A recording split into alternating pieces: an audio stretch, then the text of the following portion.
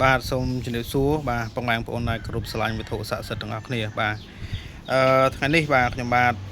បង្ហាញអីវ៉ាន់ឲ្យភ្ញៀវបាទហើយចូលឆ្នាំហើយហ្នឹងបាទអត់ទាន់បានឡើងទៅស្រុកក៏ទៅកន្លែងធ្វើការវិញទេមកលេងស្រុកអញ្ចឹង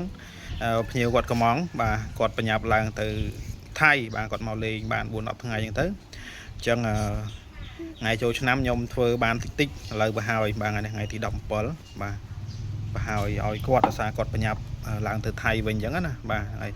ហើយបញ្ញាក្អែកនេះគឺសិតតែពិសេសណាបាទហើយគាត់យកមកពីថៃមកបាទស្អាតណាបាទហើយតួអង្គធំនេះគឺព្រះកម្ចាយណៈបាទហើយសាងពីបញ្ញាខ្ញុំអត់ច្បាស់ទេណាបងប្អូនបាទបញ្ញានេះដូចជាបញ្ញាក្អែកដើមបាទស្ដៅឬក៏អីទេបាទដោយសារគាត់កាត់មកអត់មានមែអញ្ចឹងទៅមានផ្លោកអញ្ចឹងទៅយើងមើលច្បាស់ប៉ុន្តែបើយើងមើលទៅតាមឆោពាន់គឺដូចជាបញ្ញាក្អែកដើមស្ដៅបាទមកពីថៃហើយ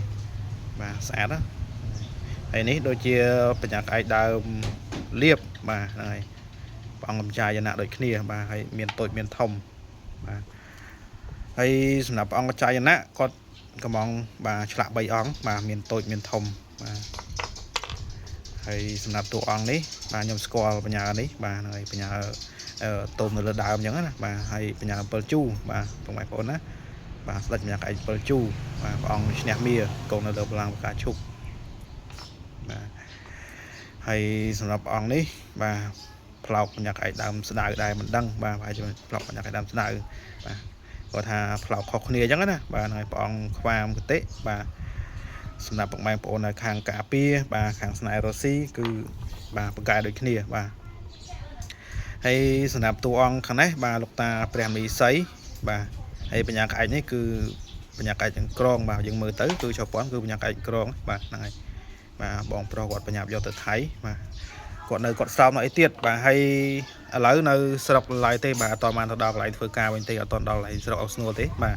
ហើយសម្រាប់ទីតាំងបាទខ្ញុំបាទគឺនៅខាងស្រុកអោស្នូលខេត្តកណ្ដាលផ្លូវជាតិលេខ4បាទបងប្អូនបាទអាចដល់គីឡូលេខ24បាទអាចដល់ទីតាំងខ្ញុំបាទហើយបាទហើយ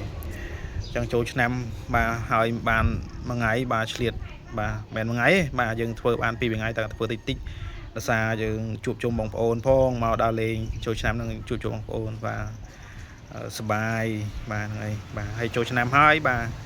ជូនពរបងប្អូនបាទធ្វើដំណើរទៅកន្លែងធ្វើការវិញបាទសូមឲ្យសុខសប្បាយតាមផ្លូវបាទរស់ស៊ីទូទានមានបានគ្រប់គ្នាបាទអរគុណច្រើនបាទបងប្អូនអរគ្នាបាទ